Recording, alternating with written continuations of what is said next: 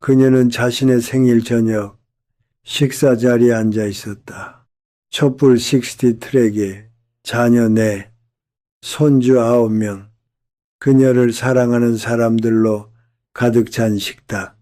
그런데 식사가 절반쯤 진행되었을 때 그녀는 그 식탁에 앉은 사람들 중 단 한 명도 자신에게 질문을 하지 않았다는 사실을 깨달았다. 단 한 명도. 대화는 마치 돌 주위를 흐르는 강물처럼 그녀 주위를 맴돌았다. 아들은 승진 이야기를 하고 있었고 딸은 휴대전화로 사진을 보여주고 있었다. 손주들은 가만히 있지 못하고 가만히 있지 못했다. 그리고 그녀는 자신의 생일 파티 한가운데 앉아 있었지만 마치 투명인간이 된 듯한 기분이었다. 그녀는 아무 말도 하지 않았다. 웃어야 할 때만 미소를 지었다. 촛불을 껐다.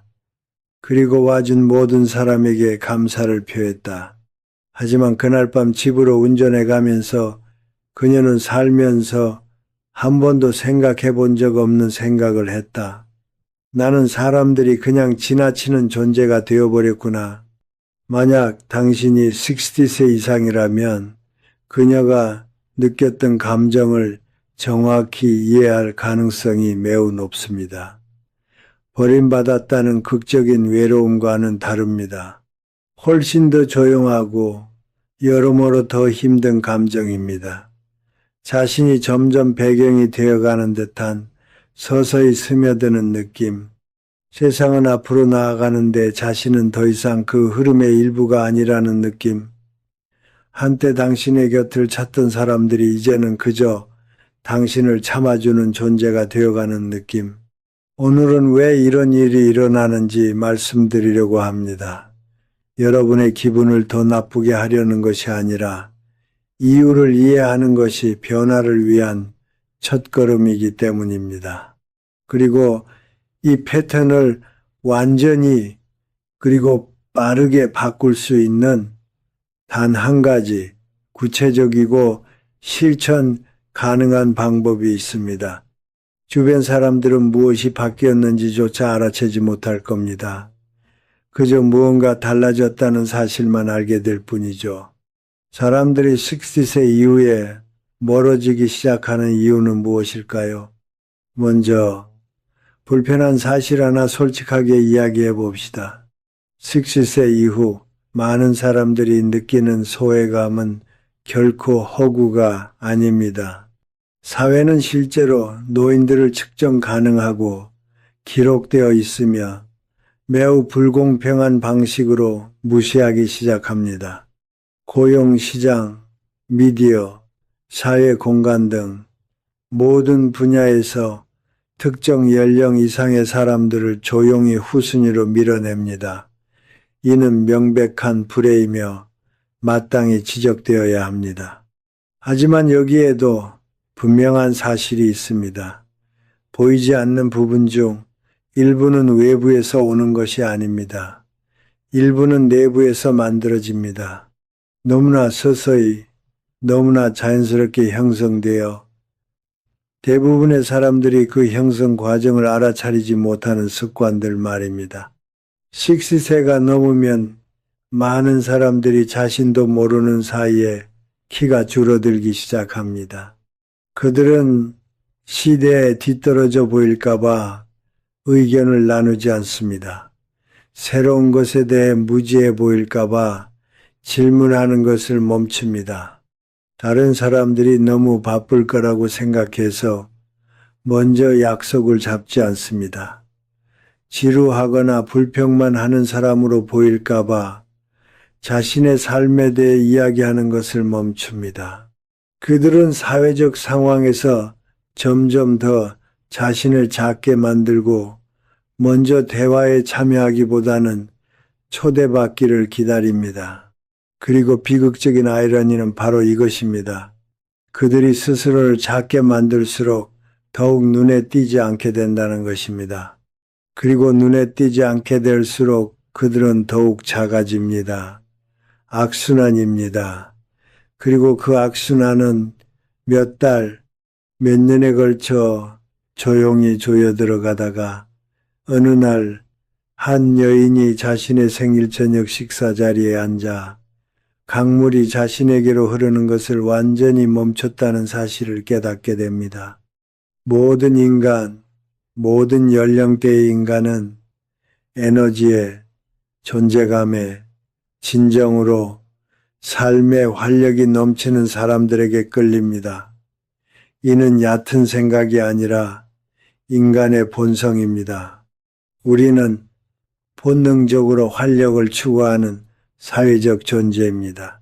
누군가 활력을 발산할 때, 즉 방에 들어섰을 때 흥미롭고 적극적이며 호기심 많고 따뜻한 인상을 줄 때 사람들은 그 사람에게 다가갑니다.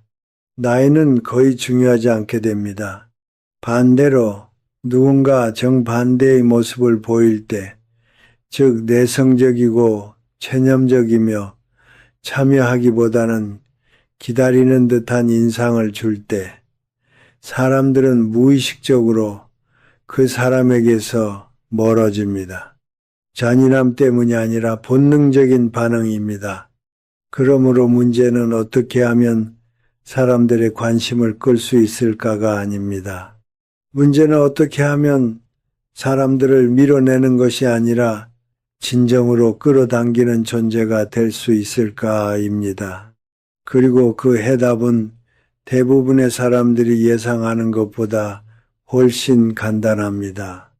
모든 것을 바꾸는 단 한 가지, 타인에 대한 진정성 있고 관대하며 집중적인 호기심. 그게 다예요. 딱 하나예요. 잠시만 이 내용을 곱씹어 보셨으면 합니다. 너무 간단하게 들릴 수도 있고 복잡한 문제에 대한 간단한 해답을 제시하는 사람을 보면 쉽게 무시하고 싶은 마음이 드는 것도 이해합니다. 하지만 이건 단순한 상투적인 말이 아닙니다. 인간의 매력과 사회적 관계에 대한 심리학에서 가장 강력하게 뒷받침되는 연구 결과 중 하나이며 23세에서와 마찬가지로 63세에서도 똑같이 효과적입니다.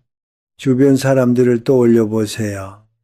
그들과 함께 있을 때 진심으로 기분이 좋아지는 사람들 말입니다. 가장 성공한 사람이나 가장 매력적인 사람, 가장 재미있는 사람이 아니라 실제로 함께 시간을 보내고 싶은 사람들 말입니다. 곰곰이 생각해 보면 그들에게는 공통점이 하나 있다는 것을 알게 될 겁니다.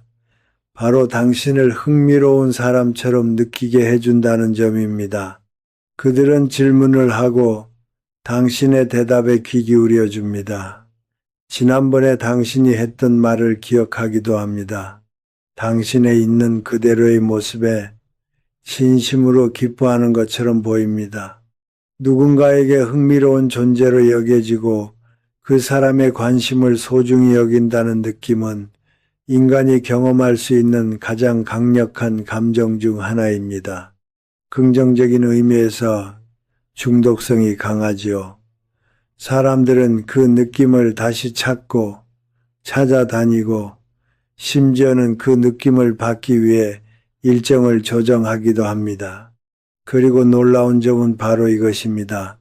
당신은 만나는 모든 사람에게 그런 감정을 전해줄 수 있다는 것입니다. 나이와 상관없이, 처한 상황과 상관없이, 혹은 자신이 얼마나 눈에 띄지 않는 존재라고 느껴왔든 상관없이 말입니다. 박 씨는 아내가 세상을 떠났을 때 67세였습니다. 그 후 2년 동안 그는 거의 집 밖으로 나가지 않았습니다. 어쩌다 외출할 때면 많은 노년층이 느끼는 것처럼 사람들은 예의는 갖췄지만 자신에게는 별 관심이 없는 듯 했습니다. 대화는 짧았고 초대받는 일도 드물었습니다. 그는 서서히 그리고 고통스럽게 자신의 사회생활에서 주변부 인물로 전락해 가고 있었습니다. 두디대 초반의 젊은 이웃 남자가 자신이 무슨 일을 했는지도 모른 채 모든 것을 바꿔놓았다. 그는 박 씨에게 단 한 가지 질문을 던졌습니다. 진심 어린 호기심이 담긴 질문이었습니다. 경력에서 가장 중요한 배움은 무엇이었습니까? 그리고는 자리에 앉아 경청했습니다. 단순히 예의상 듣는 것이 아니라 진정으로 귀 기울여 들었습니다. 추가 질문을 던지고 어떤 부분에 대해서는 부드럽게 반박하기도 하고 적절한 순간에 웃음을 터뜨리기도 했습니다. 박 씨는 나중에 이렇게 말했습니다. 그날 저녁 집에 돌아오면서 다시 사람처럼 느껴졌습니다. 할 말이 있는 사람처럼 느껴졌습니다. 2년 만에 처음 느껴보는 기분이었습니다. 이웃은 그에게 칭찬을 하지 않았다. 어떤 호의도 베풀지 않았다. 그의 나이나 슬픔을 특별히 배려하지도 않았다. 그저 진심으로 궁금했을 뿐이었다. 그리고 그 호기심이 2년 동안의 정중한 위로가 해내지 못한 일을 해냈다. 하지만 오늘 우리가 논의할 내용과 관련하여 가장 중요한 부분은 바로 이것입니다. 박 씨는 다음 동네 모임에 가서 자신에게 행해졌던 것과 똑같이 행동했습니다. 그는 모임에서 가장 주변적인 인물, 즉 중심에서 약간 벗어나 조용히 서 있는 한 여성을 찾아가 진심 어린 질문을 던졌습니다. 그리고 그녀의 진솔한 대답에 귀 기울였습니다. 그날 저녁이 끝날 무렵 3명의 다른 사람이 그에게 다가와 대화를 이어가려 했다. 그는 다음 주 안에 2번의 초대를 받았다. 10개월 후 그는 자신이 사는 건물에서 가장 인맥이 넓은 사람 중 한 명이 되었다. 그의 나이는 변한 것이 없었다. 그의 상황도 변한 것이 없었다. 다만 그의 모습이 완전히 달라졌을 뿐이었다. 호기심이 효과적인 이유, 그 이면에 숨겨진 심리학. 이것은 마법이 아닙니다. 신경과학입니다. 누군가 진심 어린 질문을 하고 우리의 대답을 주의 깊게 들어줄 때 우리 뇌에서는 여러 가지 일이 동시에 일어납니다. 쾌감과 보상과 관련된 신경 전달 물질인 도파민이 분비됩니다. 자기 공개와 관련된 뇌 부위가 활성화되는데 연구에 따르면 자기 공개는 본질적으로 즐거운 행위입니다. 우리는 인정받는다고 느끼고 가치 있다고 느끼며 깊은 생물학적 차원에서 안전함을 느낍니다. 그리고 우리는 그러한 모든 감정을 그 감정을 만들어낸 사람과 연결짓습니다. 사람을 호감 가게 만드는 요소를 연구해온 하버드 심리학자들은 첫 만남 후 누군가를 긍정적으로 기억하게 만드는 가장 중요한 요소는 외모나 지위, 심지어 유머 감각도 아니라는 사실을 일관되게 발견했습니다. 바로 그 사람이 상대방에게 자신에 대해 얼마나 이야기하게 만들었는지입니다. 우리가 매력적인 대화 상대로 기억하는 사람들은 대개 가장 좋은 질문을 던졌던 사람들입니다. 우리가 따뜻하고 멋진 사람으로 기억하는 사람들은 대개 우리를 가장 흥미로운 사람처럼 느끼게 해주었던 사람들입니다. 이는 직관에 반하는 것처럼 보일 수 있습니다. 우리는 흥미로운 사람이 되려면 흥미로운 말을 해야 한다고 생각하기 때문입니다. 하지만 연구 결과는 정반대입니다. 흥미로운 사람이 되려면 다른 사람들이 흥미롭다고 느끼게 만들어야 합니다. 당신이 주는 관심은 애정으로 되돌아옵니다. 60세 이상인 사람들에게 이러한 통찰은 특히 더 큰 의미를 지닙니다. 60세 이후에 진정으로 달라지는 것 중 하나는 바로 삶의 경험이 풍부해진다는 점입니다. 젊은 세대가 경험하지 못한 것들을 보고 헤쳐나가고 극복해 왔습니다. 세상은 때때로 그러한 경험을 하찮게 여기지만 진정한 호기심은 그 경험을 소중한 자원으로 만들어줍니다. 당신 자신뿐 아니라 당신과 이야기를 나누는 모든 사람에게 말입니다. 젊은이에게 삶에 대한 진솔한 질문을 하고 수십 년간 쌓아온 인간적인 경험에서 우러나오는 깊이 있는 경청을 해준다면 당신은 그들이 또래 친구들에게서는 얻을 수 없는 무언가를 선사하는 것입니다. 진정으로 삶을 경험한 사람에게서 나오는 진심 어린 관심 말입니다. 이는 결코 사소한 것이 아닙니다. 많은 젊은이들에게 있어 그들이 경험할 수 있는 가장 귀중하고 값진 것 중 하나일 것입니다. 실천 방법, 오늘부터 시작하세요. 호기심은 간단해 보입니다. 하지만 사용하지 않아 퇴화된 다른 기술과 마찬가지로 다시 자연스러워지려면 의도적인 연습이 필요합니다. 여기서부터 시작하세요. 첫 번째 단계는 모든 사회적 상호작용에 앞서 당신의 주된 목표가 이해받는 것이 아니라 이해하는 것이라는 점을 결정하는 것입니다. 이는 대부분의 사람들에게는 근본적인 변화일 수 있습니다.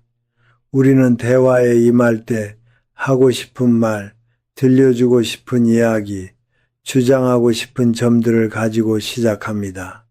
하지만 핵심은 질문을 가지고 대화에 임하는 것입니다. 이 사람은 지금 어떤 어려움을 겪고 있을까? 무엇을 자랑스러워할까? 무엇을 걱정할까? 내가 모르는 무엇을 알고 있을까? 두 번째 단계는 한 단어로 대답할 수 없는 질문을 하는 것입니다. 이번 주 잘 보내셨어요가 아니라 이번 주에 가장 좋았던 점은 무엇이었나요? 라고 묻거나 손주들은 잘 지내나요?가 아니라 손주들이 최근에 한 일 중에 당신을 놀라게 한 일이 있었나요? 라고 묻는 식입니다. 열린 질문은 열린 대화를 만들어내고 닫힌 질문은 닫힌 대화를 만들어냅니다. 세 번째 단계는 대부분의 사람들이 건너뛰는 부분인데 바로 답변을 따라가는 것입니다. 누군가가 질문에 답할 때 그 안에 담긴 생동감 있는 세부 사항에 귀 기울이세요. 강조한 단어, 목소리의 변화, 스쳐 지나가듯 언급했지만 그 사람에게 분명히 중요한 것 등 말입니다. 그 흐름을 따라가세요. 그리고 그 구체적인 내용에 대해 질문하세요. 이것이 진정한 호기심과 단순한 예의상 질문을 구분하는 기준이며 사람들은 그 차이를 즉시 알아챕니다. 네 번째 단계는 기억하는 것입니다. 다음에 그 사람을 만났을 때 그 사람이 당신에게 했던 말을 떠올려 보세요. 지난번에 따님이 힘든 시간을 보내고 있다고 말씀하셨는데 지금은 어떻게 지내고 있나요? 이처럼 단순한 행동, 즉 누군가가 당신과 나눈 이야기를 기억하고 있다는 것 자체가 매우 심오한 의미를 전달합니다. 그것은 바로 당신은 내게 소중한 사람이었기에 우리는 대화를 나누는 동안에도 당신을 마음속에 간직하고 있었다는 것입니다. 이보다 더 강력한 선물은 거의 없을 것입니다. 최 여사는 세븐돈세였고 아들 가족과 가까이 살기 위해 새로운 도시로 이사한 후 3년 동안 고립감을 느껴왔다. 아는 사람이 거의 없었다. 사람들과 어울리는 것은 고통스러웠다. 무슨 말을 해야 할지 몰라 어색함을 느꼈고 집에 돌아올 때는 지치고 낙담한 기분이었다. 그녀는 한 가지 방법을 시도했다. 다음 동네 모임에서 무슨 흥미로운 이야기를 할지 고민하는 대신 딱 한 가지 목표를 세웠다. 만나는 모든 사람에 대해 진정으로 흥미로운 점 한 가지씩을 찾아내는 것이었다. 단 한 가지, 이전에는 몰랐던 사실 한 가지. 그녀는 그날 저녁 집에 돌아와 아들에게 말했다. 우리 동네가 이렇게 흥미로운 곳인지 몰랐네. 변한 것은 동네가 아니었다. 변한 것은 그녀의 관심이었다. 석 달 만에 그녀는 매주 함께 걷는 모임, 매일 통화하는 친한 친구 2명, 그리고 존재조차 몰랐던 독서 모임에 정기적으로 초대받는 등 많은 것을 얻게 되었습니다. 이 모든 것은 같은 뿌리에서 비롯되었습니다. 바로 남에게 흥미로운 사람이 되기로 한 결심이었습니다. 돌아온 사람.